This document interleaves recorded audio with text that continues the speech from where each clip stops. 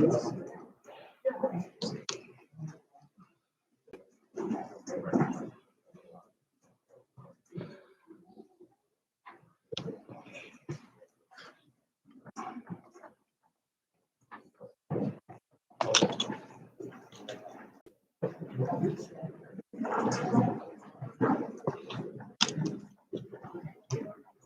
yeah, so that's how it looks like. It's hard to keep. Yeah.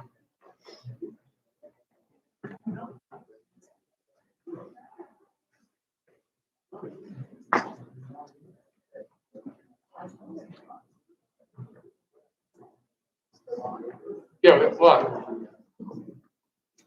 Hey, welcome to the Town of Whitehall Planning Board meeting on Wednesday, October 27th. There are two items on the agenda. One is listed as a public hearing. If you're a member of the community who would like to speak, please grab a yellow card in the back and fill it out. Submit it up here with the waiver of that public hearing to speak. We have some future comments to raise. If it does not say public hearing, it's a recommendation item. You're welcome to stay, but you are not welcome to speak on that application as it's last heard in the public hearing. When you have your opportunity to speak. We also remind applicants to keep their presentation to 30 minutes or less. First item on the agenda, planning board public hearing, GBIS Properties LLC, PB 2021-031, northeast corner of Parkville Highway, station 27A, involved Ambient East High School. Planning department of the town of Meissen requesting planning board to consider the determination that the subject parcel has been cleared in violation of section 2B of the land development regulation. Good evening, the applicant. Hello. Good evening. Do you want to make any presentation? No, we just were responding to the letter said that we were encouraged to attend the hearing to answer any questions that the board may have. Sure. Konstantinos Marquettes. Ivan Scolaric. Okay, so what I'm going to do then is I'm actually going to use the Hogan for the report and then see if they would like to speak on this so they don't. Thank you, Mr. Chairman, members of the board. The site is located adjacent to the Jackson Hole Restaurant in East Islip. In early June, the subject lot was cleared. The current owner had recently purchased the property and also owns the neighboring Jackson Hole Restaurant at 335 Montauk Highway. The owner had not obtained a land clearing permit or site plan approval prior to the clearing. An engineering inspector from the town visited the site to confirm that the lot was cleared and issued a stop work order on June 9th this year. The owner indicated that he received a notice of violation at the end of April from code enforcement for not maintaining the property for reasons of debris, litter, and dumping. The lot is currently zoned Residence A and would require a change of zone application if it is to be developed and used in conjunction with Jackson Hole or any sort of commercial use. As of this time, planning department has not received any correspondence from the owner for an application or to restore the land that was previously fully wooded. The purpose of this hearing is to obtain a determination of clearing from the board so that it may require the restoration of the lot to the condition in which it existed prior to clearing, pursuant to section 5 of the subdivision and land development regulations. Thank you, Mr. Holden. The applicant want to speak to what was done there and what the plans are? Well, yeah, just for clarification purposes, unknowingly, like we have been there for 5 years in the restaurant, and the prior owner of the lot in question today really wasn't maintaining it. I mean, we have some before pictures. If some of the members of the board aren't familiar with the condition of the lot, I can bring it up. So just Make that point correct. And as operators of the restaurant, we were running into problems with people dumping debris in there. We had a homeless person that was living there. We tried, multiple times. He'd been removed, then he was coming back. He destroyed the neighbor's fence behind us. He was harassing our customers at night. So we were constantly having problems with this. And eventually we found out who the owner was, some guy in Queens. We made a deal, we bought the property. And then again, we started to clean it, and to alleviate the problem altogether, we decided to just clear the lot unknowing we had to get we just figured it's our property, we just cut the trees, not knowing that we had to get a permit for it. So as we were finished removing, asphalt, all sorts of rubbish that we found on there, we were pretty much done at that point. When somebody from code enforcement came and said, stop, you guys aren't supposed to do that. We explained it to him. He saw what was going on. I made a trip down and I spoke with, I don't have my card with me. I did speak with somebody in planning. They referred me to engineering. explain how the whole process works and what the actual concern was, more so destabilizing the ground from mud or anything like that. So we got lucky enough where the grass, this is the current state of the lot.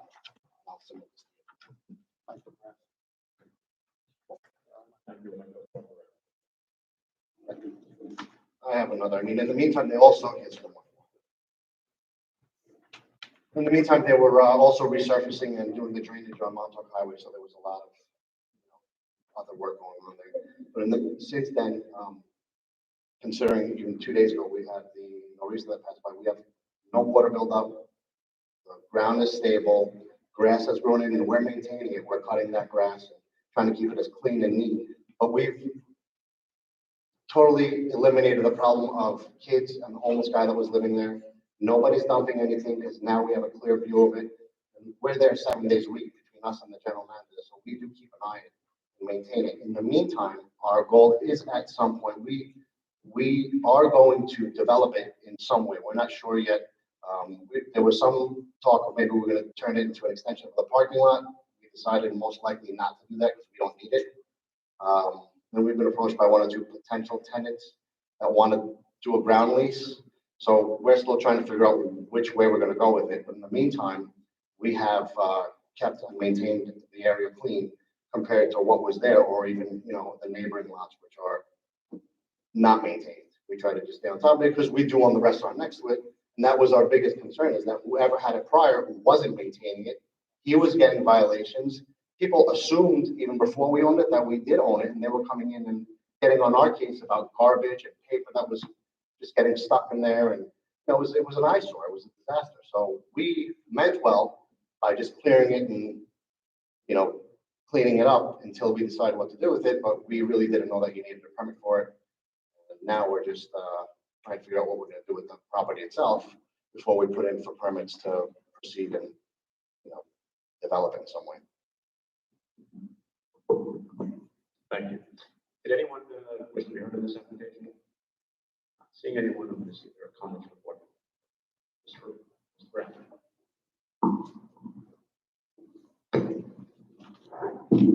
Yes, as it is not right now, clearly. No, we do not.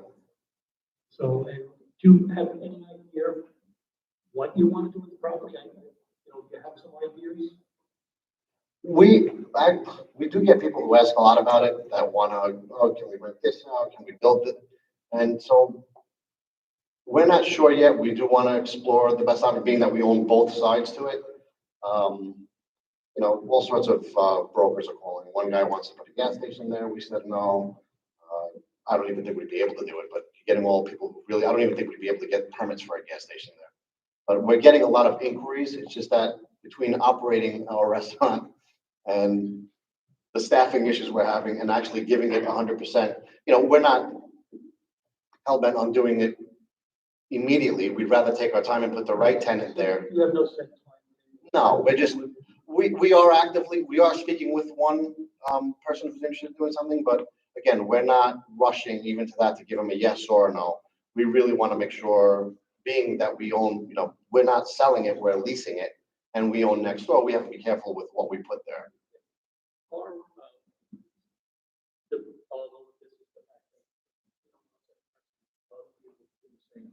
Understood. although the circumstance does sound correct, they don't have an issue with one individual, except for the fact that it was. Understood, yes. So when you did it for the right reasons. Mr. Fergiano. From the pictures that you gave us, it looks like the property was cleared, basically curb to curb. And there is a home that's just north of it that is now has full visibility to Montauk Highway. My question is actually for Sean. Sean, what would the required buffer be if this property was developed? So if the zoning does change and it gets used for some sort of non-residential use, the 25-foot buffer includes the standard buffer planting is 2 rows of evergreen trees, planted staggered, and 1 one row decision trees. So have the applicant come in to apply for the land clearing permit and the department were to issue it, it would likely would have required that minimum, if not more, 25 feet of that natural buffer remaining for that very reason, for the concern that you had mentioned. Because I share the same concern and thoughts that my colleague on the board shared with you. That looks like you did it for the right reasons. Unfortunately, you did it without the benefit of permit, and that's a dangerous precedent for us to just go out and condone. So I'm thinking maybe there's some type of middle ground here that. No, we completely understand. I mean, listen, we own business in Islip. I own another business in Islip. I'm a resident of Islip. There's nothing, I don't want to see anything bad for our town or set precedent. I know we really didn't know that this was something that had to get cleared. So the neighbor behind us, that's just north of us, we have a good relationship with him and his son. And he was actually the original builder of our restaurant. The man that lives north of us. When it was a Chinese restaurant, he was the original builder back in, I think it was in the 60s. So his concern was that whoever was hanging out and doing whatever doing, they kicked in his fence. He said security cameras. So he put cameras because of that. I mean, we can get you a statement saying that he was grateful we cleaned it up and cleaned it up. So, I mean, in the meantime, if we do develop it, depending on what goes there, I mean, from what I understand, if we don't need the 25 feet or we can go in for a variance at some point, it all depends on what we do with it. We do want to put the right tenant there. We're not in a rush to just, we don't have to rent it tomorrow because we need the finances to pay our mortgage on it. We would rather take our time and measure twice and cut once before we put something in it that was the wrong decision. I mean, I know right next door, whatever building was there, they knocked it down, and not to drag them into this, I'm not doing this to look at what they're doing, but the building across the street, they knocked whatever structure was there down, started to do something. Now they fenced it around and you just see all this growth that's just sitting there, and that's become an eyesore. So we don't want to end up doing the same thing there. We'd rather make sure we get the right tenant in there before we start doing it. Yes, I would ask Mr. Coleman just to, at this point, kind of educate us. I agree with the other members of the board. I agree that it's nice, it's clean, you are obviously maintaining it. I also hear Mr. Fucciaro's point. I think it's a good one about the possibility of putting at least the buffer back in. But I'd like to hear from Mr. Coleman what the options are at this point that are available to the applicant. I think it's largely up to the board. If you read the law to the letter, the board is supposed to make a finding that the land has been cleared and the owner is supposed to restore it to the condition it once was. Now, you can't put up a secondary succession forest overnight. That's just not possible. I would say it is possible to find a middle ground where if the presumption is this property will be used commercially in the future, because single-family homes generally are not desirable along Montauk Highway, we could direct the applicant to plant 25-foot buffer, possibly some street trees or standard front-yard landscaping treatment until such time that he's ready to make a formal application to the board. Otherwise, the other option is figure out the use or file some sort of change in zone application to presumably business one, GSP, the standard zoning classification defined on Montauk Highway. And then from there, you move to site plan. As for the applicant's going to be speculative, but it's a move in the right direction to use the property legally, and how it's being used now. I would actually agree with those items. In other words, I don't want to see wasting money. Okay, I appreciate having my own opinion. Having plant back that whole site, really to take it down. I don't think that's even Seems possible. like an incredible amount of money. I think I see it developing I think it would develop inappropriate thought. So I would say, just to give my opinion on it, is that perhaps you be directed to do things that you would have to do in the future if it was developed commercially. Well, that's where the So key is. you're We're not. adding back pieces, like the buffer, like the street trees that Mr. Coleman talked about, which you would be required to do when you develop the piece anyhow. So you are putting back some plants, and you are doing that, but you're not just doing things for the sake of satisfying the No, You're understood. moving in the direction that you would be moving in.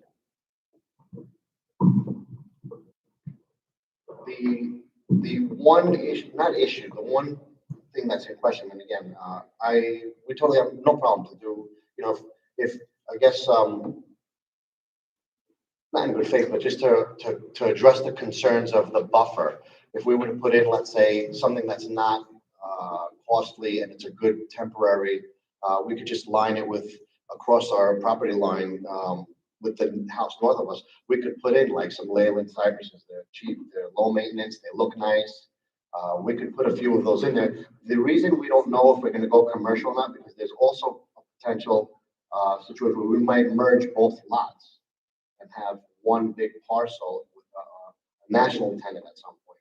So that's why we've been exploring so many different options and ways of single tenant, one big tenant, redevelop everything into one residential. We don't know which way we're going yet because, you know, that's not a decision that comes quick.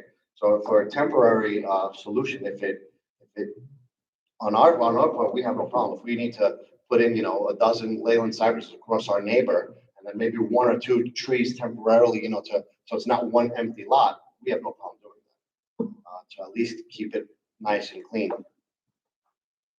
There are further questions from the board. I would just suggest, let me say something on this. In furtherance of Mr. Fujara's point, as well as Ms. Coleman said, certainly the lot was cleared properly with that permit. If it would be developed for any of these besides residential, maybe it's 25 foot up there, which would require certain types of planting. I would suggest, in lieu of having you restore the entire lot to the way it was, that the 25 foot buffer would be there if in fact this was developed something other than residents say. If in fact we then come before this board seeking permission to build something that's other than residents say, we grant that, you're going to have to put in the 25 foot buffer anyway. So it's not over and above what we have to do. If in fact you're seeking relaxation, well then you'd have to seek a relaxation and deal with that. Is that what I believe that's a variance, what you're saying? If I wanted to make it less than 25, when we develop it, not for now. Now it doesn't matter because we're not using it. But if we would go to, depending on what it becomes, we would be able to maybe get a variance to reduce that 25 if needed. And again, I'm just thinking out loud, 20 or anything, or do File before this we board, would go seek file for it. relaxation of the buffer landscaping. Okay, understood. Madam. I would suggest, Mr. Chairman, this thought, based on everything that's just discussed, that perhaps Mr. Colgan could come up with, and taking into consideration the applicant's concerns about building and rebuilding it, if we would come up and give you, the plan staff would come up and give you what they perceive to be an answer to what you're doing, and saying if it's acceptable to you. See, the one thing I'm concerned about is time. We don't want to have this situation the same way it is now, 6 months from now. No, we don't need That's it. going to cause a problem. But so it's got to move, and I'm just suggesting an effort to do that and try and take into consideration what you're doing, what you're doing. We appreciate that.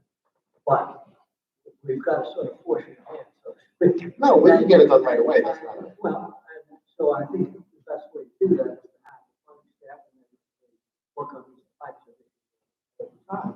What they would suggest in lieu of what we discussed, and also for George, remarks with regard to that person in that house are legitimate. You know, it's a different world than right now. Yeah. So we're making an effort to meet their needs. And again, just for clarity, we would have put those Leylands up, but we were told, we decided to stop because we don't want anyone coming back saying, we just told you to stop doing anything, or else they would have been up already. So we got this, which is good because we're also coming into the cold now where ground will freeze. So we would have had those in before we got here. We just decided not to do anything. It's not a problem we often see. Most people know that you can't blow your nose without taking permits. And in some respects, that's a very good idea because it helps protect the property environment, quality of life. So I'm not disagreeing with what you're saying, but we've got to move it on. And I'm suggesting that as a way to start it. If the planning staff can give you something soon, and you can react to it, planning staff will recommend to come back for us to approve it, and life goes on. And, hopefully Absolutely. it'll be a very nice, commercial location somewhere, whether it be part of your restaurant. Well, thank you very So much. we're trying to be reasonable. I appreciate that. Thank you. Anything further from the board? Applicant like anything further? No, thank you. Is there a motion? Mr. Brown? And bear with me. All right, I'm gonna make a motion that we do find, that was clearly a problem. Something the board has to determine, without a permit. But the little full restoration of the property, I would suggest, with my motion that you work with planning staff to develop a 25-foot buffer on the northern property line and complete that in a timely fashion. You would have to work with planning staff, you would have to do their satisfaction, which is something that's, it's just boilerplate. Which I'll explain, but that's going to be after the motion and the vote, I'll explain it. Okay. That's my motion. Yeah. This motion by Mr. Brown to find that the property was cleared improperly without a permit, and for the applicant to restore the 25-foot buffer, restore a 25-foot buffer on the northern property line to the satisfaction of the planning staff. Is there a second? Second by Mr. Bruno. All in favor? Opposed? Abstentions? Mr. Brown. If you don't have, you haven't spoken to Mr. Colby yet, you probably get this card this evening. I'll come into the planning board. Well, yeah, it was now before the frost at least. So. Well, that was a good time to buy too. So it's like, so thank you very much for your time. Thank you. Thank you. Go back on the record. Item 2, Town Board application public hearing for EM Realty LLC, CZ 2021-007, Northwest corner of Sunrise Highway, State 27, Belmore Avenue, Icy Terrace, 3239 Sunrise Highway. Applicant requesting modification of covenants and restrictions associated with TC 4774 and the town board permit, special permit for a fast food restaurant pursuant to 68-302G. Site plan modification required as part of this application.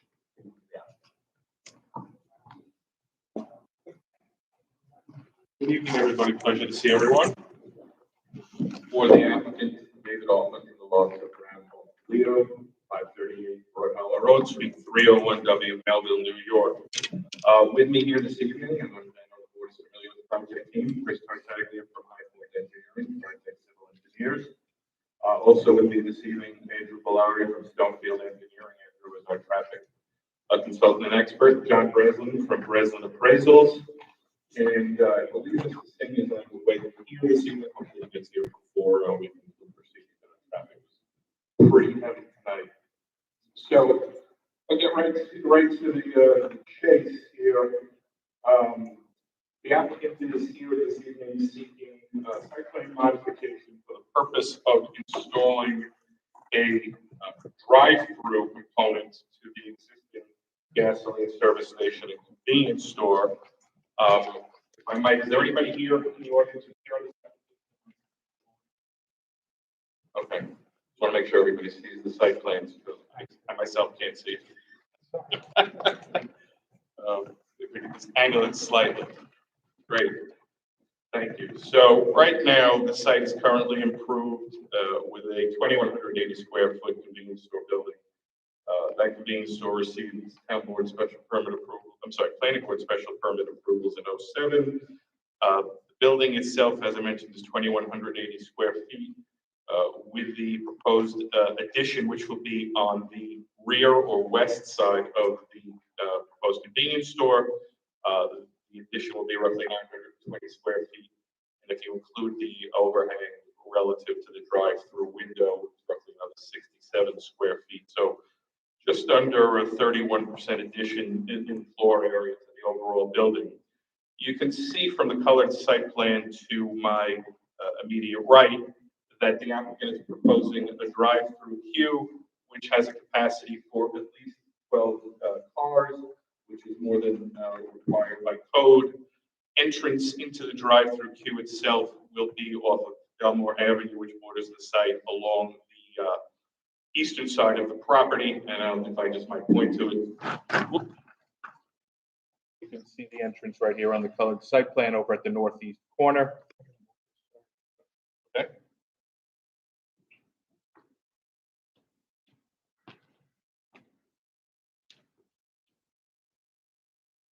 Better? The drive-through provides a mailing point, roughly 3 or 4 cars in a mid-site. I'll point to that as well. Right here, so for those who exit the drive-through lane, mail out here. Otherwise, there is northeast corner just behind the site where the relocation of the dumpster enclosure will be. There will be a 12-foot pass-by lane there as far as you get out and exit if they choose. So the applicant also proposes a menu board, pre-order menu board within the grants median, which borders is between the drive-through lane itself and parking spaces along the north lot line here. Right now, the dumpster enclosure is in that spot. The dumpster enclosure, as I mentioned, will be relocated to the northwest corner site. Having driven by the site this evening and a couple of times earlier this week, and I know the board is aware, there is a wooden slatted stockade fence that runs along the length of the property. To the south of that wooden stockade fence is generally a grassy area. There are some deciduous trees there, which will be removed as part of the project and replanted. But on the north side of that fence, there is a dense stand of evergreen trees that ends right roughly even with the west side of the building at the moment. That will remain in place, and in fact, the applicant plans to supplement it at certain spots where some of the trees are a little lower, and to further extend it slightly to the edge of the western edge of the proposed dumpster enclosure. Now, I know in speaking with Mr. Colgan earlier this afternoon, I want to thank you for the conversation earlier this afternoon. It was very illuminating and informative. There was a certain concern raised as it relates to the buffer along the north line of the site, particularly the shielding of, I guess, certain residences on the north side of Spur Drive North. Again, I was there this evening, drove back and forth on Spur Drive North several times. The site is generally not visible on the north side of that fence along Spur Drive. It is highly obscured as a result of that mature evergreen planting. The other comments which were raised in my discussion was Sean centered around traffic, and I'm going to have Andrew Valari step up and address those comments at this point. So, Chris, why don't you take us through the site plan, particularly the planting plan? Sure.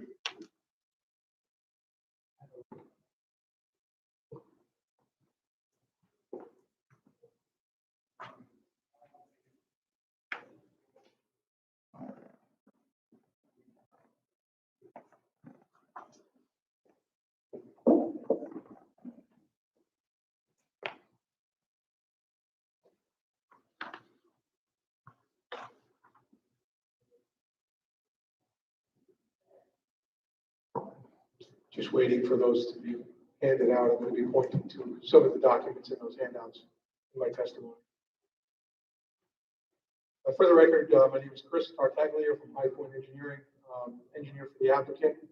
Thank you very much for the time tonight, Mr. Chairman, members of the board. So the items that I wanted to focus on, as Mr. Altman has walked through the site plan, actually relate to the handouts that I just gave you. The first sheet is the overall view of the property, which Mr. Altman was pointing to here to my left. We've discussed that pretty well. The next couple of sheets are artist-generated renderings of the facility, which I really want to focus on, especially relating to Mr. Colgan's comments from earlier relative to the buffer.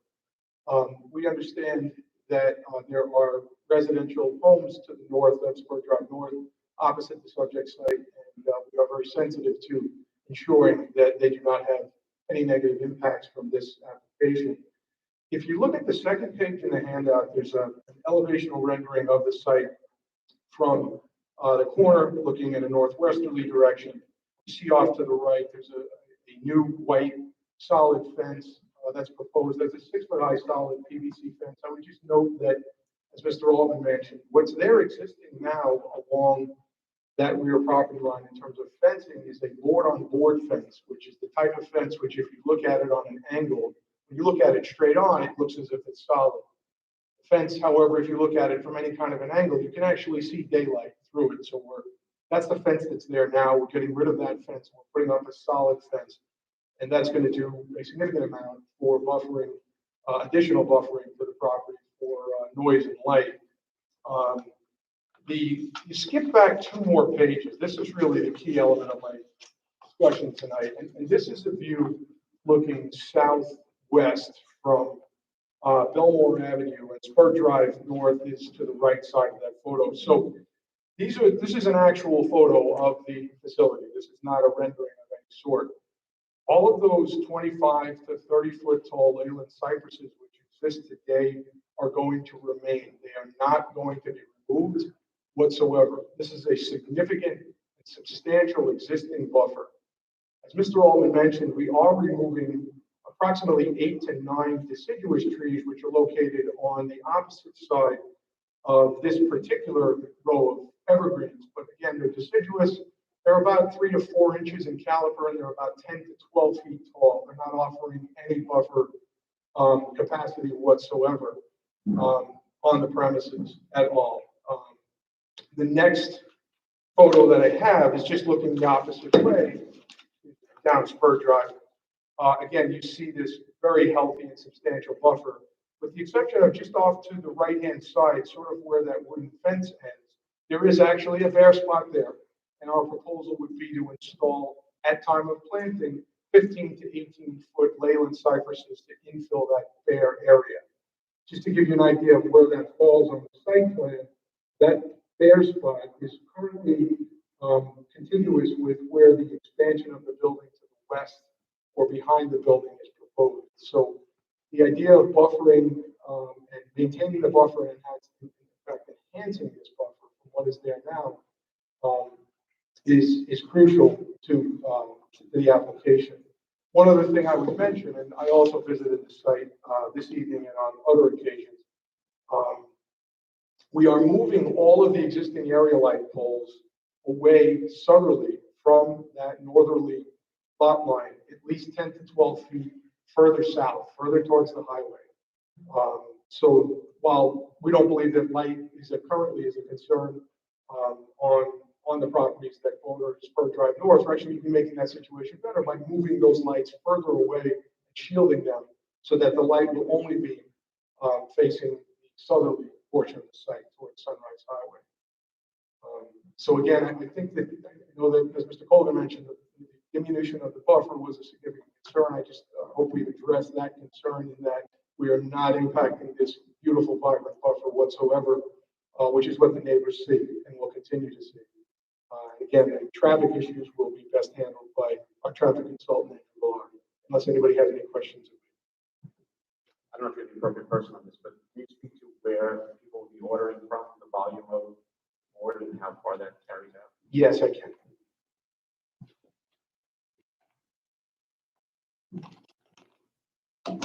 So lighting's poor here, but I know these handouts are small, so I'll do my best to point to the plan here to show you where on the plan you can maybe follow along. So the menu board will be located, which is the order board, approximately here. It's about 20 feet in front of the existing building and located along that drive-through lane. Excellent. Okay, thank you, David. So approximately in this area here is where the menu board is located. In anticipation of that question, we actually went out to the facility and took some ambient noise readings. Specifically, I have a memorandum here that I can pass forward to the board. Before I do, though, I'll just give some of the salient points in it. So we all understand this property fronts Sunrise Highway, major east-west thoroughfare in this township and throughout Long Island. The ambient sound readings that we measured, we took 2 readings, one at 9 a.m. in the morning and one at 6:15 p.m. We measured ambient sound readings in decibels, which is sound pressure, of a high of 92 decibels, which was closest to Sunrise Highway at the front corner of the property, approximately here, to a low reading of 65 decibels, which is approximately here behind the building, which is more or less commensurate with where the menu board will be located. So that was the 9 a.m. readings, high of 92 in the front, low of 65 in the rear. 6:15 PM readings, we took readings. They were markedly similar, 85 decibels along the front corner and a 61 decibel reading at the rear. Now, here's why these numbers are important. Because the menu board that we're proposing to use will have a range of 40 decibels to 36 decibels at a distance of 4 to 16 feet away. Vehicles are typically about 3 to 4 feet away from that menu board. 16 feet away is approximately the location of the fence in the evergreens. So here's the important comparison here, folks. We've got a low reading, a quiet reading of 61 decibels, existing traffic ambient noise on the property. We've got a menu board that will generate a total of 36 at its loudest. In other words, the ambient noise is almost double what the menu board will produce. Nobody's going to hear this menu board but the customers that are in front of it. So I will pass up this report. It was prepared by my firm. We did the analysis, and it is signed and sealed.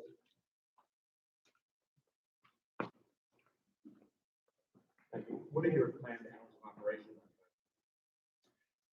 I don't know that that's been established. Mr. Singh is here. I believe he can answer that. It will close at 10 p.m. at night. And you did your sound at 6:30? Yes, we did them at the readings at 9 a.m. and 6:15. Correct. What it was.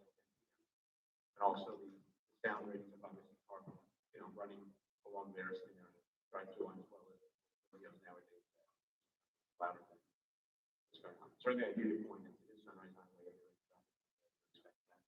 It's where the liquor outlet is quite out there. Yes, sir. We can certainly supplement the study with additional information if the board would request it. Sure.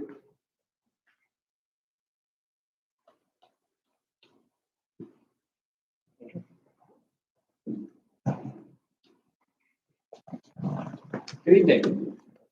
For the record, my name is Andrew Valeri, spelled V as in Victor, I-L-L-A-R-I.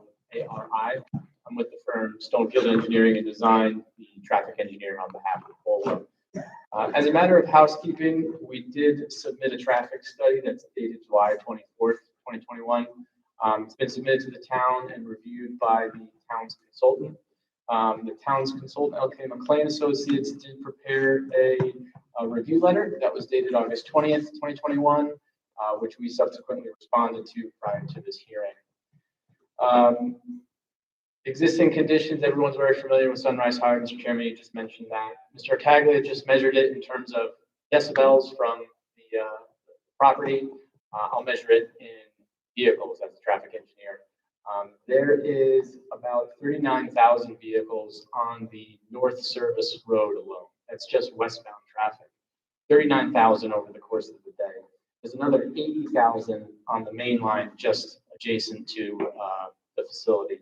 So you have a significant amount of traffic right in this area, and I think that lends itself to the character of how loud the site currently is and how much traffic presently passes by the site. It is currently a gas station and convenience store that's operated as a bolo market. And what is proposed is a minor addition to the building to house a Burger King facility that's very common for bolas. And also what would be proposed is a drive-through on the westerly side of the building. Before I get into the impact that this project has on traffic, I just want to read a quick note from the New York State DOT. Sunrise Highway is obviously a New York State DOT roadway.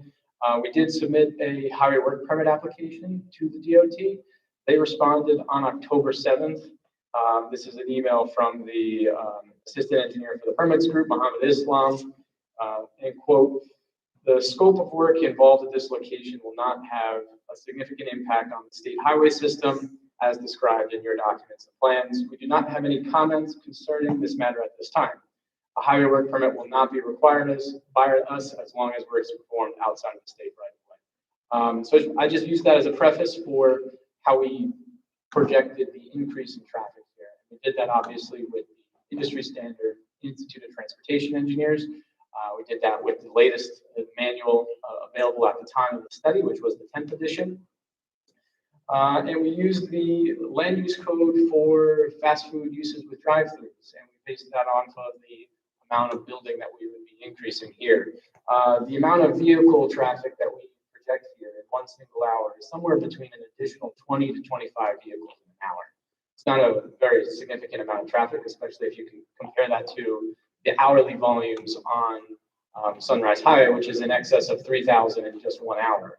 So, typically what I would do here is do a percentage increase on the roadway volumes, and it's almost not even worth doing that calculation because it's going to be less than 1% by doing that math.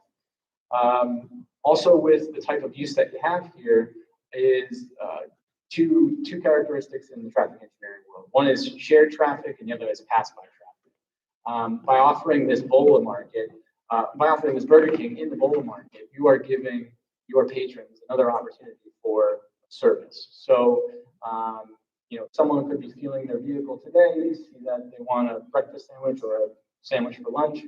They could do so by just going through the drive-thru and stopping at the Burger King. They don't even have to get out of their car. It's another service that we have on the site. So, there will be people that use this facility, specifically the Burger King.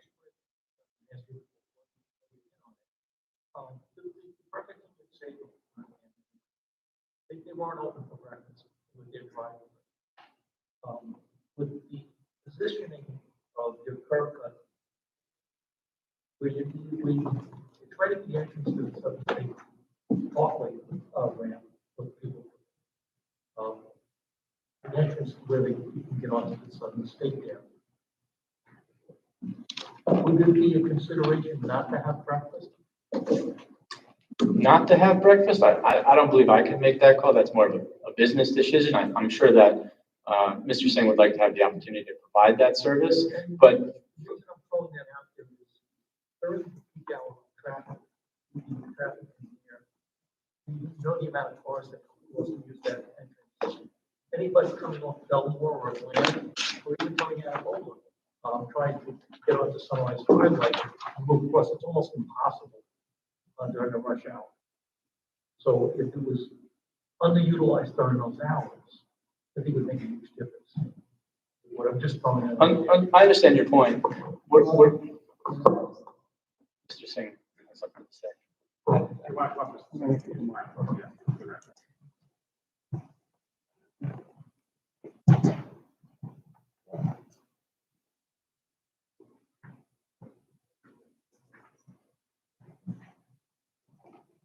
Harry Singh, CEO of Bola Garden City, here on Institute Avenue, Garden City, New York.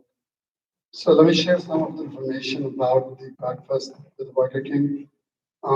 This is the lowest moving items with the Burger King. Usually people don't expect they go to Burger King for breakfast. And current operation as an Bola market, we already offer coffee. So we are not looking to generate any additional volume than the people that are actually buying the coffee and buying what of the snacks goes along with the coffee. The number of transactions in the mornings are so small, maybe 5 to 10 per hour in busy times. They're so minimal for us to go basically say no breakfast in this Burger King. That's part of the Burger King offering. It would be much more difficult for franchise to get approval from Burger King franchise. So I do not believe that it will add on any additional costs because we offer breakfast or not offer breakfast.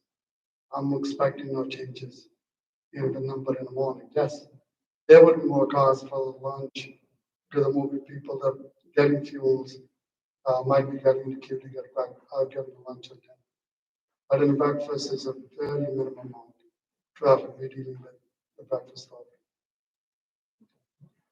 Hope that answers your question.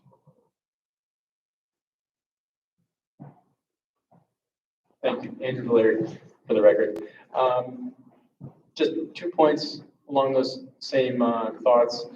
The driveway on the service road, it's an existing constraint. It's already there. The site currently benefits from an access point on Sunrise Highway North Service Road. In that same location, there's no modifications proposed. So the customers that currently come to the site and get coffee, they use that driveway and contend with the traffic getting onto the Southern State right there. So the type of increase in traffic that we're talking about here is somewhere on the scale of 20 vehicles or 25 vehicles over an hour. And that roughly equates to an additional car every 3 minutes leaving the site. It's not the most frequent, occurrence that ever happens. We also looked at accidents, the accident history of this location. We always look at that with projects in the town of Islip. LK McLean always requests that type of analysis. And what's interesting in this location is that there's very, very few accidents occur from this scenario that we're exactly talking about right now. Vehicles slowing down to get on the Southern State and vehicles leaving the site to get onto the service road. There's virtually no accidents that happen today, and I believe that that's a symptom of the clear sight lines that presently exist. The straight roadway, everyone can see people slowing down to get off of the highway. Another thing just to discuss while we're on the record here is that we did conduct traffic counts at the site. We looked at how many people currently stop by the site, how long they're there for, all these types of things. What's interesting is that if you were to compare how busy the site is right now, and it's got 10 vehicle fueling positions, about a 2,000 square foot convenience store, if you were to compare that to the ITE for a gas station, a convenience store of that same size, you'd see that this site is well underperforming how busy it really should be. Maybe that's for a couple of reasons. It could be that there's a stretch of Sunrise Highway North Service Road here where there's 3 gas stations, and this would be the last gas station downstream. There's also a 7-Eleven right up the street. There's plenty of similar offerings, and this would be the last one before you get onto the service road. So, that is an option. What also stands out is that this isn't the busiest gas station in this stretch. So what this application is in essence proposing is just a way to stay competitive in this corridor, right? There's other options. You want to be able to provide your customers another source of not even getting out of your car and getting another service. What's also interesting from the traffic counts that we conducted is the predominant flow of traffic, right? We have residential neighbors to our north. Obviously, the project does not want to impact that adversely whatsoever. But what stands out from the traffic counts is how people currently get into and get out of the site. Almost 65% routinely throughout the course of the day, traffic comes from the service road, makes a right turn on the Belmore, and then a left turn into the gas station from the Belmore driveway. And then that same flow of traffic, basically the same exact percentage of people, are exiting the site on Sunrise Highway and making a right turn and leaving.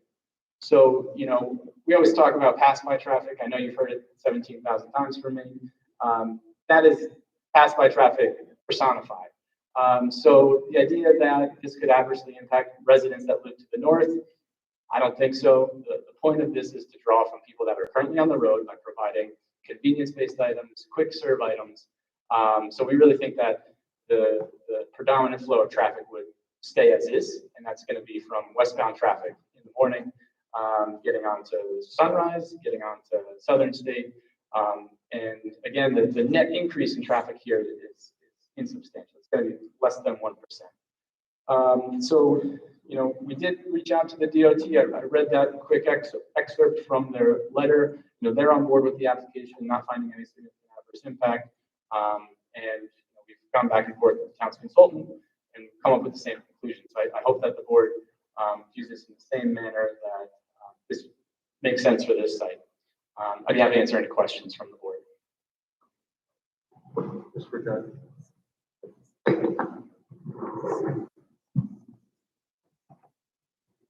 My concern with this application is purely focused on traffic, so that's why I wanted to speak to you now, why the expression of everybody's mind. The argument you mentioned, it goes back to every typical argument there is, whether you're buying or selling. Right now you're selling and I'm buying. What I see here is people exiting that site that are going to weave to the left to get on to Sunrise Highway Service Road. Then you have people on the service road who are going to weave to the right to try to get on to the Southern State entrance. It's those two conflicting weaves that are concerning me. I think I heard in your presentation that there are going to be an additional 25 vehicles per hour that will be exiting the site because of the use of all the parking Correct. During peak times, not routinely. during peak times. So it's 25, and you feel that that's a safe amount of cars to be adding to this conflicting. Yeah. When you looked at that over the course of an hour, it's one extra car every 3 minutes. It's not very substantial in my opinion.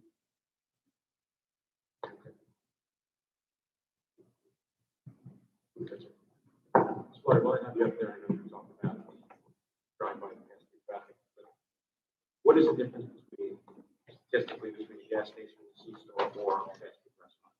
What percentage of those cars are down the road versus? Yeah, generally speaking, gas station and convenience stores, the pass-by rates are somewhere on the scale of 75% of traffic going to gas stations and convenience stores is pass-by. With fast food restaurants, that number is about 50%. And the ITE manual about a month ago came out with a new supplement. The 11th edition came out. And in that edition, they updated their pass-by rates, and actually for fast food users with drive-thrus, 50% increase to 55%. It's for whatever it's worth. It's going in the right direction. It's not, indicating that there's less and less pass-by traffic. It's actually saying there's more and more pass-by. And well, this question, the same important, I mean, the engineers, our traffic engineers have come up with a different number of generated trips per hour. Yeah. So I want to let you guys finish your presentation first and come back to that question, just to do that. It's a little research while you're sitting down, we'll throw it back up to the head and stand before. That sounds good. Thank you. Thank you.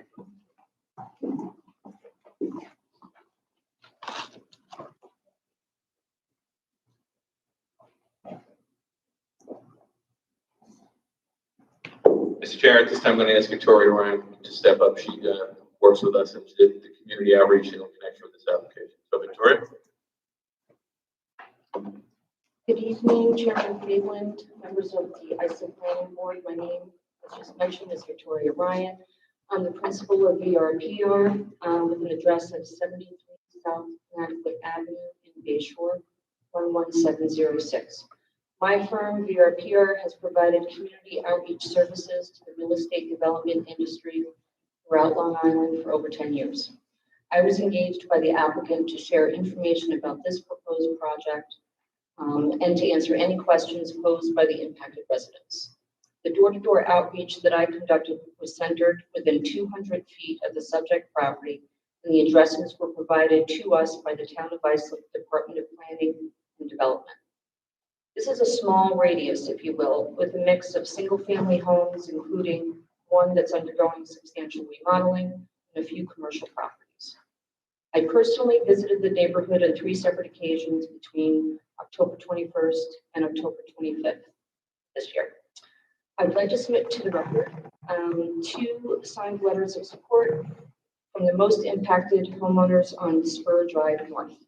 Wendy, can I give these to you? We'll make those part of the record. Yes, thank you.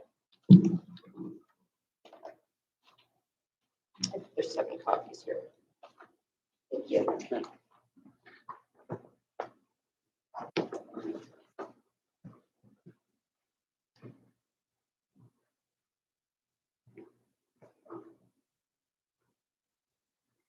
Both residents you'll know happen to be women, and they are on, as I mentioned, Spur Drive North, definitely the most impacted. We've heard a couple of comments, both from our team and some questions from the board here about the impacts, both on traffic and for the homeowners there. I will tell you that I spoke to pretty much everybody on that street, although there were a couple of homes that never answered, they were never home. Not one person that I spoke to mentioned anything about noise. And not one person mentioned anything about getting out for traffic. What they cared about was how the property was going to look from their house. That's what they cared about. And you'll see the letters that they signed. That's what the letter talks about. So, with all due respect, I understand we all travel these roads on Long Island. These are the people that live there. The one woman that signed the letter, she's lived there for 50 years. I think it's safe to say that she travels those roads a whole lot. And, we respect the situation in terms of the ramp and so forth. But again, the issue for the people that live in that neighborhood is the condition of the property. And they mentioned, the ideal situation of having people come and visit them and drive by the subject property, having it look nice, landscape nicely, and those types of the things that matter to them. As well as one of the women that signed the letter, she's a mom with children, and she really liked the idea of the one-stop shop idea of being able to drive onto the site, fill her car up with gas, run in and get a gallon of milk, and go through the drive-through, pick up a snack for her children. So this is the feedback that we got, just for your information. Thank you so much. Do you have any questions? No? Okay, thank you.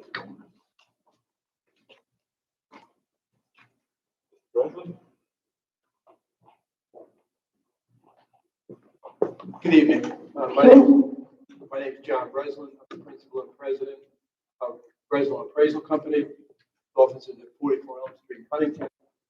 I was tasked with looking at the proposed application and giving an opinion with respect to its impacts on real property values and the character of the community. In doing that, of course, I was provided with the application materials, visit the subject property in the neighborhood it's situated in. I've also been to numerous other similar facilities like this one.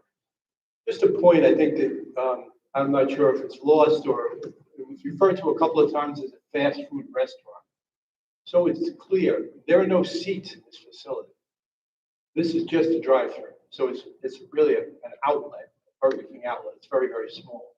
So it's not a traditional fast food restaurant like you might see in other locations along Sunrise Highway throughout the town and other parts of Long Island on major state highways like Sunrise, where you would expect them to be.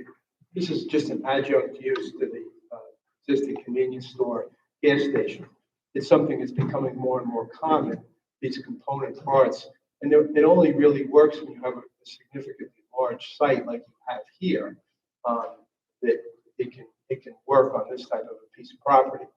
The other benefits of this site that you have, and you may not have in other ones, is you have property to the west as part of the state right-of-way parkway system that abuts the subject. There are no neighbors to that side of any kind, whether they be commercial or residential. And to the north, you have Spur Drive North that abuts the property. And that Spur Drive North there is what's referred to as a single loaded roadway. The subject abuts actually the road. There are no houses on that side of the road. The houses are on the other side. So when you're discussing the size of the buffer, but the area that's of separation between the commercial utilization and the nearest house, the roadway also separates commercial use from the residential on the other side of the street. The conditions that exist along that stretch have existed for quite some time. They were established a long time ago. Development and the existence of the commercial properties against the residential properties, those conditions exist. The application here is not going to change that. And that's something that this board and other boards throughout Long Island wrestle with all the time. We have commercial uses on the major roads and then residences backing up against it. In those situations, normally you don't have this level of separation. But even more importantly, you don't have a buffer like this. There was a lot of discussion in the original speakers where they talked and described the detail, provided pictures of the buffer that exists along the northerly end of the subject property, between the subject property and the street, and then ultimately the property is developed on the northerly side. This could be your model of what a grown-in buffer should look like and should provide to the residential community.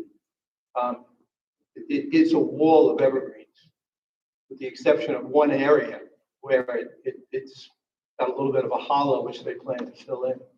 But this is your model of something that provides that incredible screen. It's rare that you see that type of separation. The case that was heard earlier tonight, when they cleared the entire property, we're talking about replanting and providing a 25-foot separation with some buffer.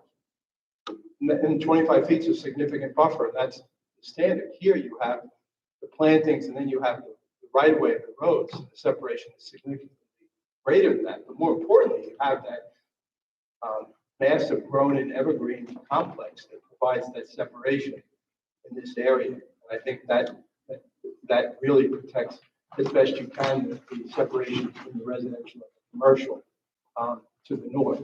Again, the conditions exist. The existence of this drive-through outlet is not going to change that. It's not going to have an adverse impact on those real property values to the north. Those conditions exist. And of course, this use is one you would expect to find on a commercial highway like Sunrise Highway, something that exists on some commercial highway, whether it's a gas station, a convenience store, or if it was a full-fledged fast food restaurant. So in conclusion, it's my opinion, by granting the relief to allow this to happen in this location, it's not going to change or alter the pattern of development. It's not going to have an adverse impact on real property values. Be happy to answer any questions. Thank you. Thank you.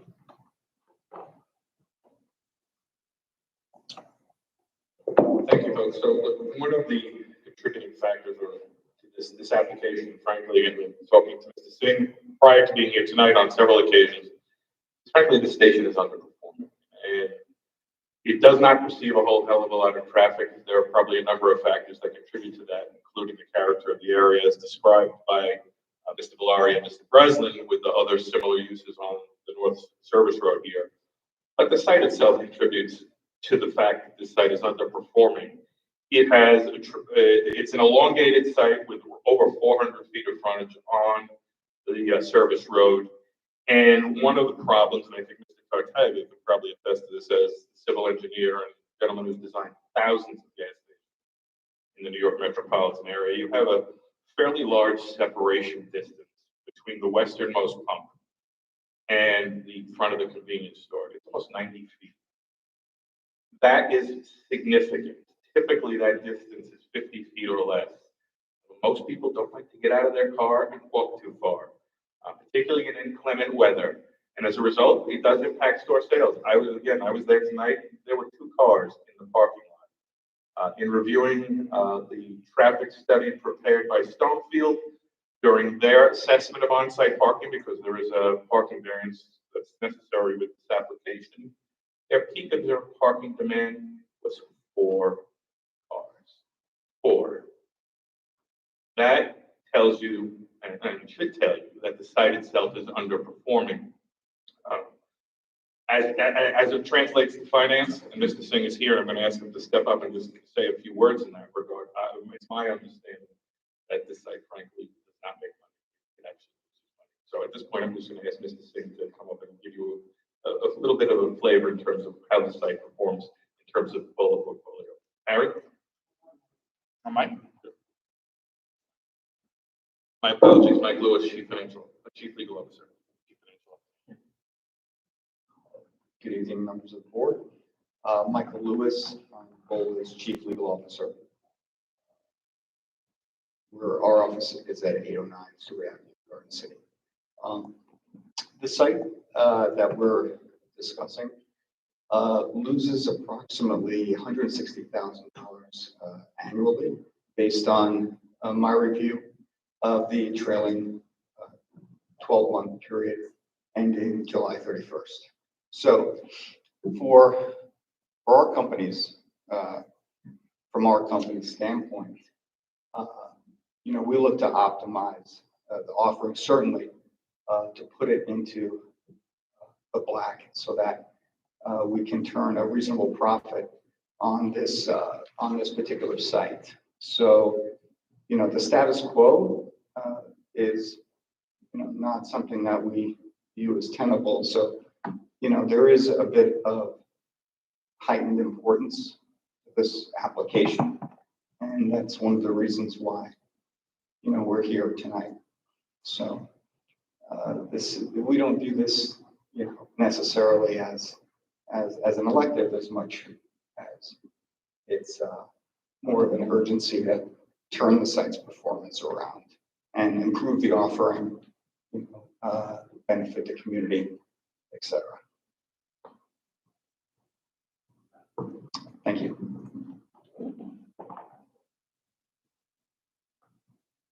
Thank you, Mike. That concludes our comments tonight, folks. If there are any further questions of myself or any of the folks who testified on behalf of Ola here tonight, we are happy to answer. Otherwise, we'll reserve any further comment subsequent to planning comment, and of course, anybody from the audience. Thank you. I do not have any cards. Anyone come in who has not filled out a card that should be heard on this application? Not seeing anyone in the turn this call. Thank you, Mr. Chairman. As stated by the applicant, this application proposes the addition of a drive-through window for a fast food restaurant at an existing gasoline service station with a convenience market. Property zoning was changed to Business 3 in 1967 for the gasoline service station. It was redeveloped with the convenience market back in 2008. The current covenants preclude the fast food restaurant use and an expansion of the convenience market beyond the existing 2,100 square feet. It should be noted that the then applicant in 2005 dropped a co-branding of the convenience market with a Dunkin' Donuts minor restaurant and reduced the size of the market substantially due to traffic concerns raised from the planning board. A traffic study was submitted and reviewed by the town's traffic consultant. Comments on that study include that all traffic from westbound near 27 destined to westbound Hampshire Parkway must utilize the on-ramp located immediately west of the site driveway. In addition, speeds are high during non-congested hours, and observations indicate that vehicles attempting to enter the New York 27 North Service Road from side streets and access driveways experience delays. The additional number of trips entering and exiting the site is expected to be 37 in the AM peak hour and 30 in the PM peak hour. The staff just received this site plan today, so prior comments given to the board may no longer be relevant. The current site plan now shows the existing Newland cypress buffer to remain, but I believe the deciduous trees would have to be removed in order for the drive-through lane to be accommodated. That being said, it still reduces the buffer on site from 11 feet to approximately 3.5 feet. Additionally, a variance will be needed from the zoning board of appeals for front yard arterial highway setback from Sunrise Highway. The proposed building expansion. There would also be a reduction in front yard landscaping to accommodate the drive-through exit. So the board will have to consider the additional noise and traffic generated by the expansion and what benefits to our community for modifying the underlying covenant. Here, if you have any questions. Thank you. I guess we go right to Mr. Large getting up so we can talk about discrepancy in the numbers. Council, there's a difference. How's that? Yeah, so the L.K. McLean letter from August 20th, comment number 2 cites the numbers that Mr. Copeland just read off. 37 additional trips is the keyword, and that's in the AM, and 30 additional trips in the PM. So difference between vehicles and trips is that one vehicle entering the site, that's one trip. That same vehicle leaving, that's another trip. So I mentioned 20 to 25 vehicles. That would be one-way traffic, right? So, 37 total trips in the morning. That's about 18 vehicles entering and 18 vehicles leaving. So that's basically, just for the purposes of the presentation, I just rounded to 20, give you a round number. And then the number that he references in the evening is 30 additional trips. That'd be like 15 in, 15 out. I only referenced 20 to 25 to give you a conservative measure, but you could go as far as say 15 additional vehicles in an hour, which is even less. So your numbers are actually higher than they were. No, we're the same exact numbers. Same exact numbers. I rounded for presentation purposes, but if you look at table 2 in traffic study, same exact numbers. I just rounded for versus presentation. Sorry about that.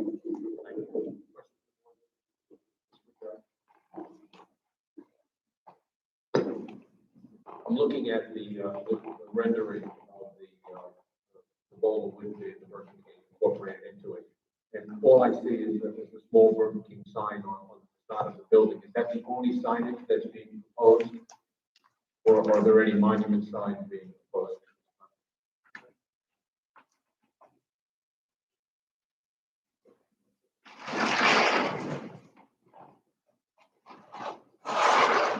Yes, Mr. Bergari, sorry for the delay. Yes, so there's a Burger King sign to the left side of the left front elevation on the building.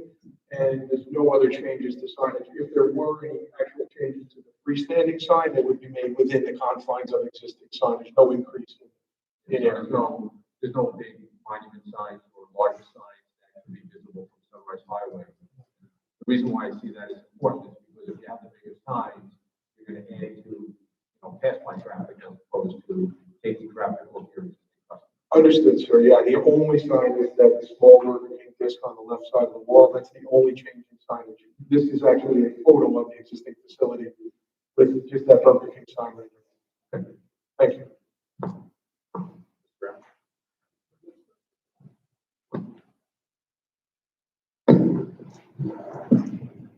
Yeah, so I just have a few comments I just wanted to put out there. First of all, Mr. Breslow, I agree 100%. It doesn't affect value with what they're proposing here as to what's there now. I don't think that would affect the value of the 6 homes, of the residential property behind it. The letters that we received from the neighbors that were put into the record puts me at ease as far as what the neighbors think beyond the property. The buffer itself is a fantastic buffer, and I can take credit to it. 2008, that we made it. And it filled in very nicely for us. Because it was a tough application after 2008. But with those things on mind, I think we do have something. I'm not as concerned with the breakfast in the morning after Mr. Singh testified that it's not a high-end volume for a property. It's not what they're really there for. They make their money on breakfast and dinner. So I think we got some good points here that we can work with. That would be my comment. And so can you just clarify the buffer? I think there's confusion, I think, with the planning plan was operating on prior to this today, the site plan. What trees, if any, are coming down on that buffer? It's a great question, actually. And Mr. Colgan's numbers are spot on. The buffer itself is being reduced from approximately 11 feet in total width from the property line to the near curb line inside the site. However, this buffer is a little different because the trees, that dense wall of evergreens, are actually right on the property line. And in fact, they're north of the property line as you head further west on the site. So they actually run along the sidewalk, if you know from the photos here. So that is, to the board member who suggested those Leyland cypresses, which, man, they do a great job of growing and being healthy forever. That is an ideal scenario. That buffer is actually right along the sidewalk. You can still walk along the sidewalk, but it also fills in back toward the site. If this were planted as a brand new site or a brand new facility, those trees would actually be further onto the property and our application would affect them more. But the fact that they're located where they are, which is actually right on the property line, and in some cases over the property line, we're allowed to maintain that buffer and still install this lane drive-through. It's ideal.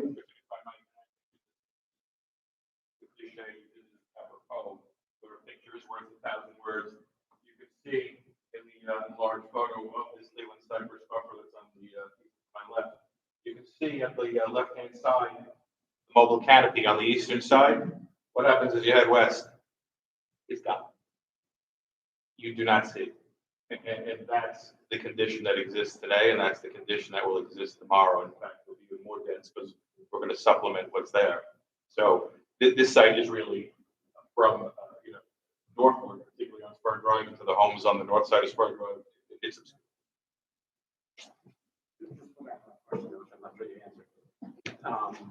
There are any trees on the south side of those. Are they coming down? Yeah, so on the south side, there's 8 or 9 deciduous trees, as I mentioned earlier in testimony. They're between 3 and 5 inches in caliber, and they've been pruned so that they only have sort of a mushroom at the top. The trunks are visible, and yes, those are coming down to install the lane, but they offer no buffering qualities or abilities to buffer to the north. The evergreens to the jog. Yeah, I think we're going for a double row, right? Well, no, so what we're going to do is supplement, there's a bare spot that's been mentioned approximately in this location, there's a bare spot, and we will install as big a set of island cypresses as we can get to try. I don't think we'll match the 25 feet that's there, but we'll certainly put them in 15 to 18. And they will grow in 2 years to join the breadth of that. That's correct. There further questions? Any further from the applicant?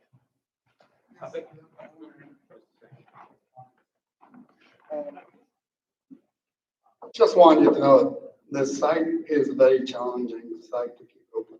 Like our chief legal officer said earlier, we're in a minus column, we probably have lost about $500,000 in the last 3-year period of operation. This is much needed approvals, and this is site. During the season, approving or denied could change what might happen to the site in the very near future. We would probably left with no choice to fencing up the sites and disable the sites to minimize the losses and profits that we need to stay in business there. So I do request as best that you could be flexible on helping us in this approval, so we're not setting down and shut down properties on the intersection of Ramtus on State Parkway. Properties most of the times pretty empty, as you know, a lot of the DOT concerns, and we deal operating about 170 sites. This is one of probably largest 10% of our sites. When I'm looking at volumes of the throughput of the sites, this is probably the bottom 10% of the volume throughput of the sites. The number of transactions, number of cars that come in fueling and leaving. When you're looking at the store sales in the sites, this falls also number 10% of the bottom store sales, which is average about probably total no more than 100 to 120 trips in the store and whole 24 hours. It's absolutely one of the lowest performing sites. We're trying to make the site, maintain the site, and find enough profitability so we can keep it also. So any decision that you consider remaining flexible would be very appreciated. Thank you. Thank you. Just the same. One question. I used to drive by there quite often. It was not. You purchased it and you were priced. We have, absolutely have. That tells me you have not visited the site for the last 2 years. If you look up the gas buddy, you'll know. It's one of the lowest price we have. And one thing I'll share with you again, we always looking for a value proposition on our site. We build sites for the people that live next to us. We don't build sites to create problems. We build sites to make it easy for them to shop at us. Without our neighbors, we have no customers. So we look forward, for the future. Thank you. Mr. Singh, just a comment as someone who actually, I live in that area. I live in Bohemia. I drive that all the time. I get my gas at the Gulf station. I'm sorry. That's also belong to us. Why? It is, even there, it's difficult to get out. And I've gone to your station occasionally. Yeah. And it is extremely difficult to get out of. And just propose the following: you may be one of the best owners of running it, but for the same reason that we're concerned here, I'm just saying that perhaps it's underperforming because its location and getting in and out of it, particularly out of it, is very difficult. So it's just a personal thing. I'm saying I wouldn't be surprised if that's the reason. So I can share a little bit of data on the Gulf also really on it. We're no longer competing with them. It happens in the nature of the area we are in. Obviously, any service road facility. Facilities belong owns in LA, in Northern State. The consumers, as they shop at, they are pretty savvy to get in and get out because they know the situation. A lot of time people will read the traffic study and they come up with additional trips. People will come up with their concerns and traffic congestions on the sites. What we learned in 33 years, if you are a customer shopping at one of our sites, you are more expert than any DOT engineers are. Because you know how to get in safely, you know how to get out safely. It might be difficult because we are only being stopped by the people that come in the and there's enough sites on the sites of that site. They are basically give the same experience as we have other sites along the Sunrise Highway east of Pastor. It is just the nature of the locations. Okay, thank you. Thank you. Anything further from the applicant? No, sir. Anything further from the board? Is there a motion? Mr. Jarrett? I'll make a motion that we close this public hearing and their decision on this application to and the applicant for the time to work on some of the concerns that were raised. Motion by Mr. Ruggiero to close the public hearing and defer the decision. Is there a second? Second by Mr. Moriarty, all in favor? Opposed, abstentions, for adjourned. Thank you. Thank you, everybody.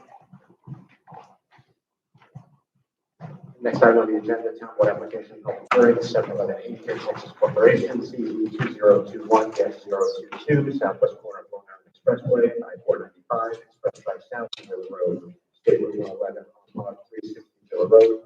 Applicant requesting modification of covenants and restrictions associated with CE 4002 to increase the square footage of the building and the planning board special permit for convenience market for Circle 68-302.1D. Site plan modifications are required as part of the application. Good evening, Mr. Guardian. Good evening, Mr. Chairman, members of the board. 1 second, get this set up.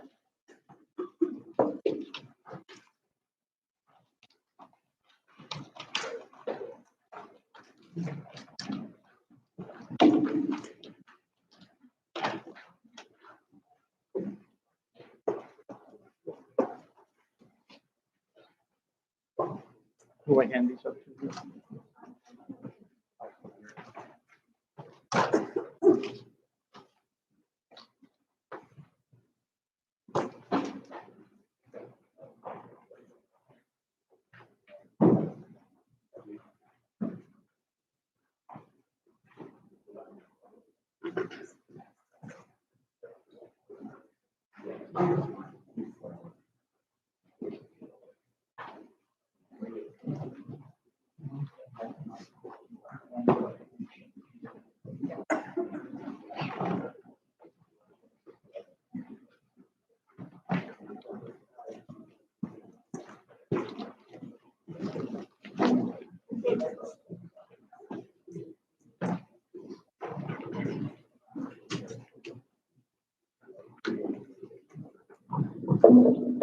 Proceed? Okay, great. Again, good evening. My name is Just Ambient. just basically, you know, that most of us review the application. We think it's on that. Oh, okay, that's great. Well, that's always nice to hear. Okay. So I'll just give you just a basic overview here then. I think you're already familiar with it. Basically, my client is looking to redevelop an existing gas and convenience store site located on the corner of Wheeler Road in the LIE. They are looking to ultimately build a larger convenience store on the site. It will also have gasoline dispensing stations. However, there will actually be one less pump than what is there today. So the store is getting larger and the number of pumps is actually decreasing. What we're before the board for today is really just a modification of the covenants. There is a covenant that limits the size of the building to 1,500 square feet. There are a couple of covenants that deal with landscaping, which we're also seeking to modify. As this board is probably aware, and I handed up an article that I wrote on our blog not that long ago, I guess about a year ago, talking about convenience stores and the evolution of convenience stores. As you probably know, convenience stores back in the 50s and 60s, probably 70s, were about 1,000 square feet, 1,200 square feet, and they have since evolved. Now you have quick checks, and if you travel around, you see Wawa and Sheetz, and there's much larger formats for the store. The reason for that is that the offerings, the food offerings and the products offerings are very different than what they were originally. And now they make fresh food, they make fresh sandwiches, they have soups, they have gourmet coffee. It's just a different store than it was 30 years ago. And in order though to offer those products and food selections, the store needs to be larger. So that's the rationale. I don't think there's anything, there's anything more that I can say other than, my client would like to build a larger store, bring things up to date with their offerings. Like I said, the number of pumps is getting smaller. I think the site lays out better. There's better landscaping. The size of the building and the configuration has been changed at the urging of the planning department, which was very helpful. I don't really have much more to say. The board would like to hear from our engineer or our traffic engineer. I'm happy to put them on, but that's up to you. Thank you. Why don't we see if anybody's here to speak to the public? Okay. Or seeing anyone, so, go to Sean for a report and then we'll go back. Great, thank you. I too, this property was changed to business grade back in 1995. State of Mr. Regino, convenience market was limited to 1,500 square feet, and I want to go to 3,000 square feet. It would also reduce the number of fuel dispensers to 4. The convenience market will require a variance from the zoning board of appeals for a rear yard setback. I believe if providing 10 feet and taking business 3, they would need about 35. That's a recent code change. That being said, staff believes that while this may draw a modest increase in the amount of traffic, the aesthetic upgrades of the building, and the improvements to the site's regulation is a net positive for the site. This is also a preferred location for these types of automobile-dependent pieces. So it's up to the board, but the staff is comfortable moving forward with approval tonight, subject to us signing out the standard, what I believe will be standard covenants and restrictions for this technique. Thank you, Mr. Coleman. Are there any questions from the board? It's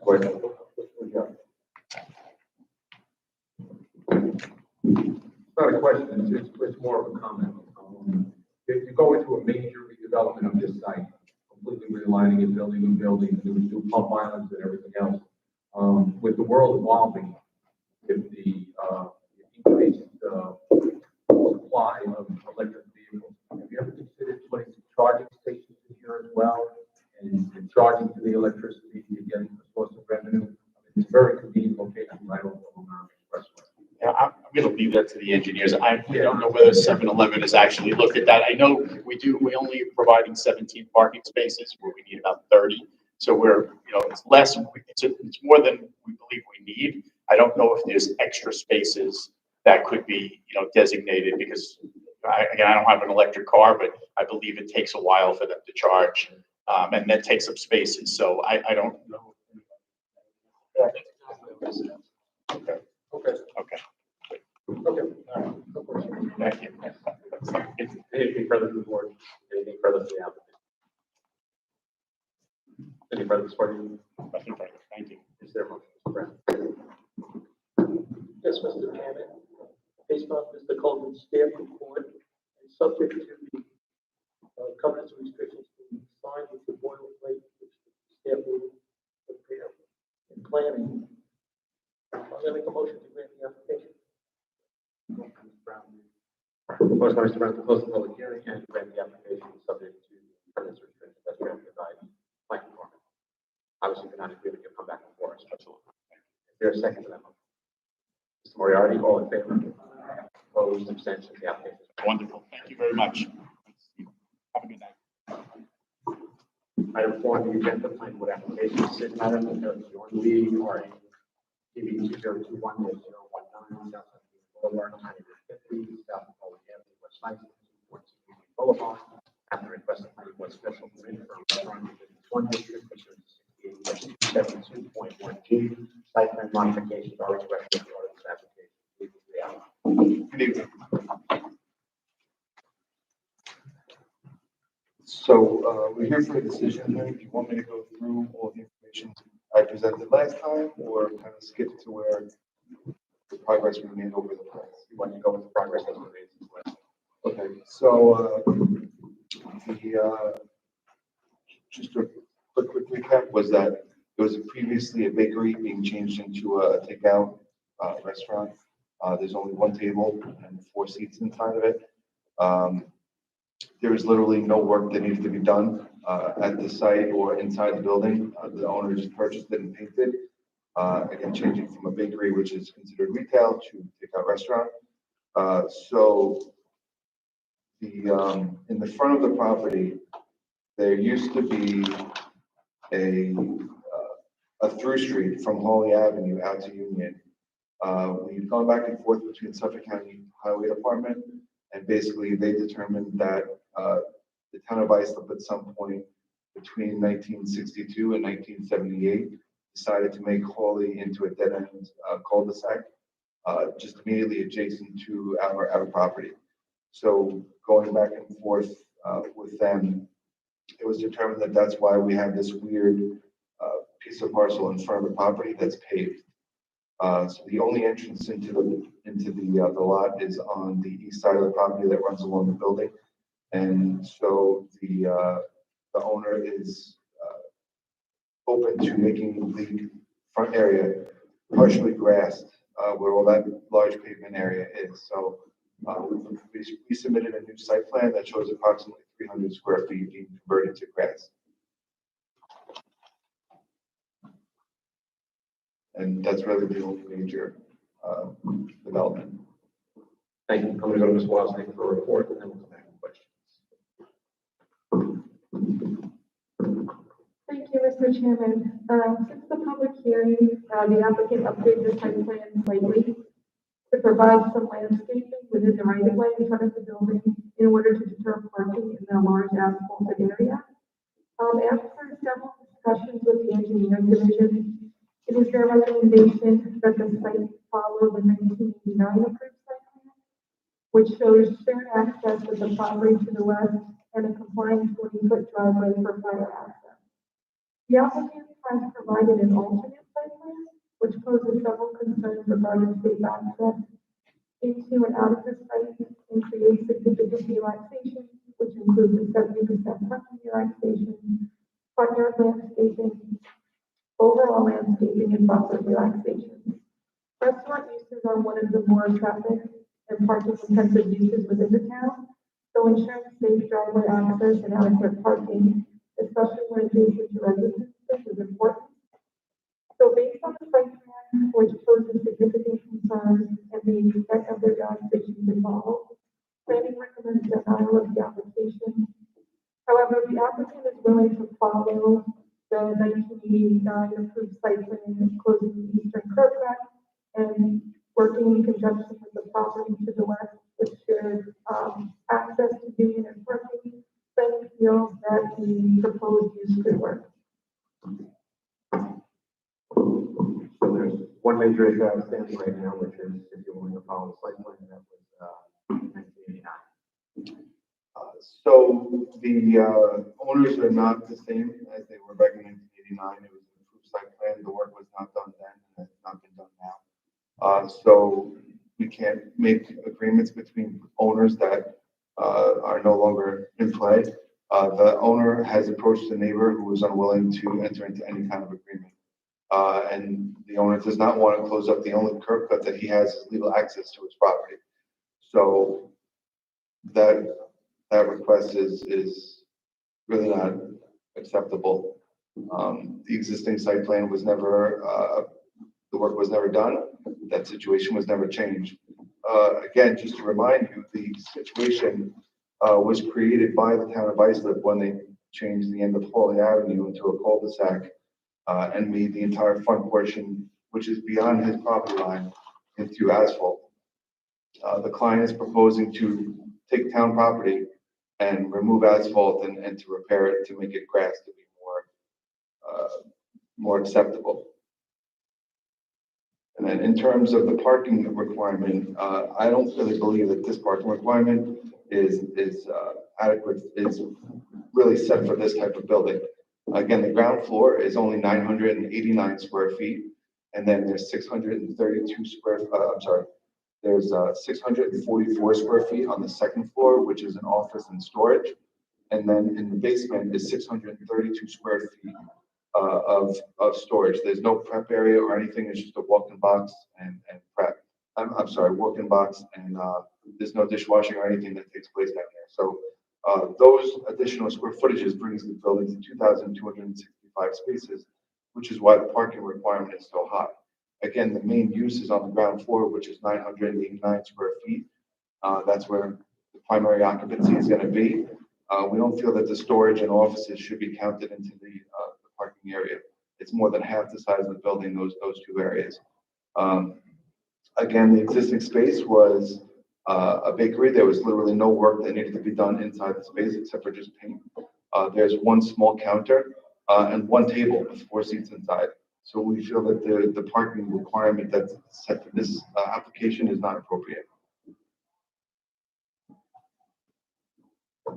So I just want clarification, just one, can you maybe clarify if there is, and whether or not the existing condition is in fact proper or is in fact recorded somewhere, or is in fact an easement that remains in place, or in fact that the owners of the adjacent property can in fact say that Yeah, they so I don't know want. I asked, Mr. Bajorni a while ago with that cross access between the two parcels of the court. I believe you got back to me that you couldn't find any information that it was. We do obviously have the 1989 approved site plan that I guess was never actually constructed, kind of just reviewing how it was prior to that.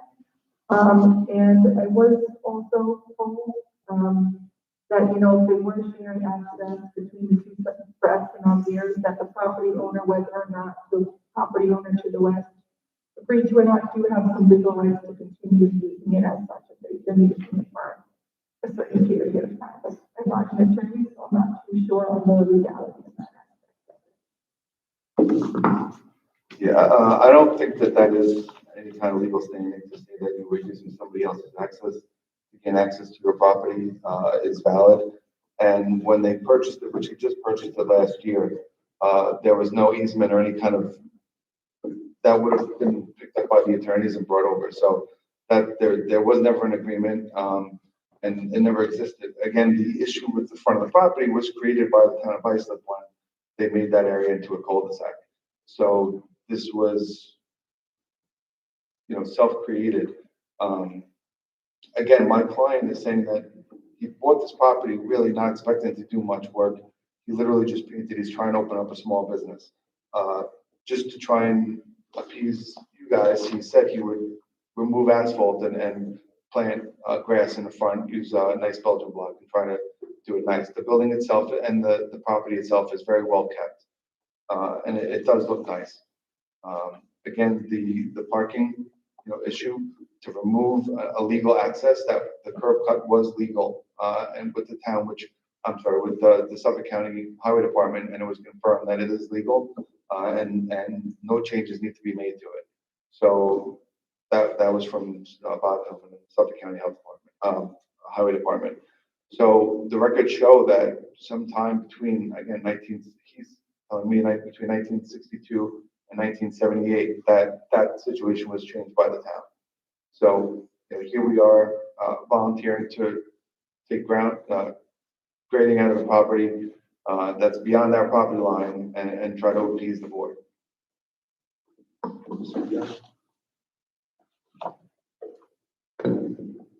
I just need clarification. Is there shared access to this site? Is there an agreement to that effect? And it just wasn't recorded? And is your next door neighbor, are they willing to enter into cross access? So again, there's been, as per the attorneys that just did the closing on the property, there's been no easement that was ever entertained. The owner. Show up on the title search. No, it's not recorded. The adjacent owner of the building he doesn't object to people entering into his property, but he's not going to give any kind of legal standing. So they can get into an argument in a month from now, and he could tell them, you know, you can't access through my property. He could put a fence up at any point. So, you know, legally, this maybe should have been handled when the town granted this 30 years ago. But, you know, here we are today trying, you know, being handcuffed to a 32-year-old site plan that never happened. So And the second part of my question is with regard to shared parking. Do you have any shared parking agreement with the property next door? Because it looks like from the site plan that you're sharing parking space. So there's no physical barrier between one location and the other. You can drive from one side to the other side. They don't have an issue with it. Both people bought it that way, and they're both okay with using it that way. Our issue is to close up the only access that we have. There's another issue, because as you said before, we have to put this agreement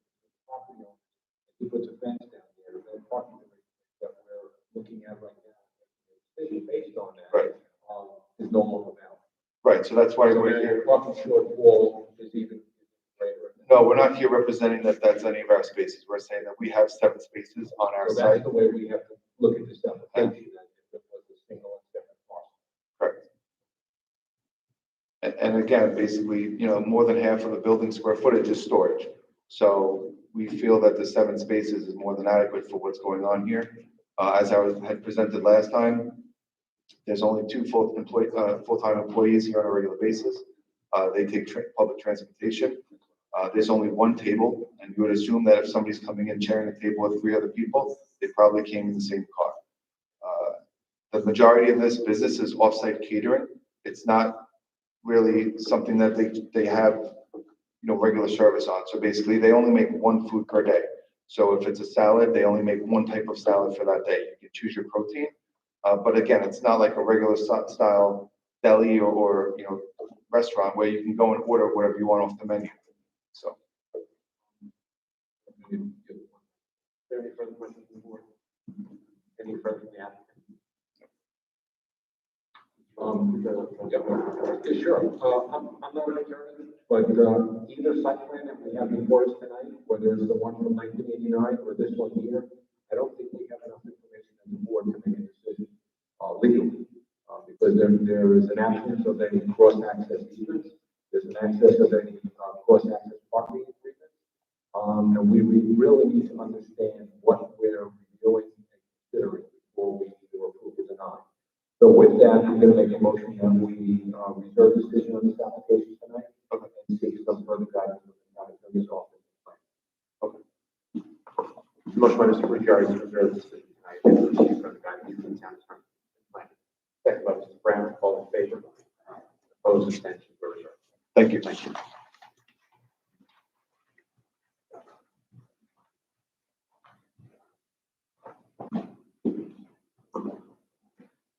Item 5, town board application recommendation item, 1840 Sunrise Highway, LLC, CZ 2021-013, southeast corner of Sunrise Highway, State Route 27, and Brentwood Road, Bay Shore, 1840 Sunrise Highway, applicant request to change of zoning from recreation service G to business 3, a modification of covenants and restrictions associated with TC 5301, and a town board special permit for a vehicle dealership with accessory vehicle hero shop, which is 68-302F.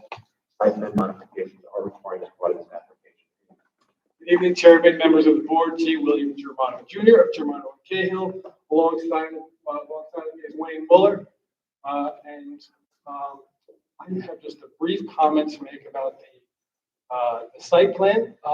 Since the closure of the public hearing, the only change to the site plan has been made was at the request of traffic safety. They requested in terms of circulation that we put a no left turn sign from the Brentwood from traveling south on Brentwood Road into the site.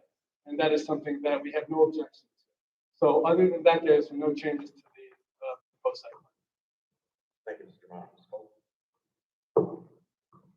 Thank you, Mr. Chairman. This application was previously heard on August 11th this year. Primary concerns at that time were safe deliveries of automobile inventory for sale and prohibiting off-site deliveries and parking. Detached covenants prohibit deliveries from trucks larger than 40 feet in length, as well as any loading or parking on Sunrise Highway, Brentwood Road, and nearby residential streets. In the interest of safety, covenants also include an offer of shared access to the property to the east. So if that ever materializes, we will minimize conflicts between the 2 sites and eastbound traffic on Sunrise Highway. Lastly, there were concerns about the conditions of the sister site to the subject property. The applicant will agree to address any site efficiency on that site prior to the issuance of site plan approval for 1840 Sunrise Highway, the subject site. So if the board is satisfied with the aesthetic improvements and the safety concerns have been addressed, then the staff recommends the attached covenants and restrictions. Any questions from the board?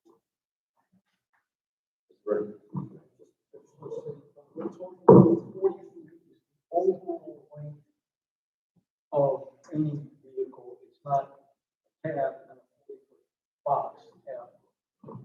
I believe that's correct. Was here who wants to? Yeah, that's correct. That's correct. Thank you. Mr. Myers, I want to make sure that your applicant is in agreement with the condition that there will be no site plan approval on this property until all the conditions that have been in violation for quite some time. And by the way, for the record, were much worse than I stated after the planning staff went out there to take a look, or the engineering staff went out there to take a look. But I do applaud the fact that the applicant is starting to take care of some of those and has agreed to complete the rest of those. But I want to make sure that there is an agreement there. Yes, applicant agrees. Thank you. That being said, clear motion.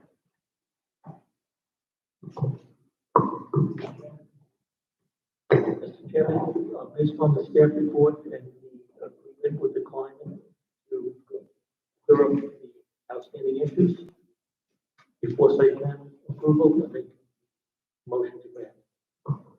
The motion by Mr. Brown to grant the application subject to Sean's restriction, which includes the site plan approval on the proper,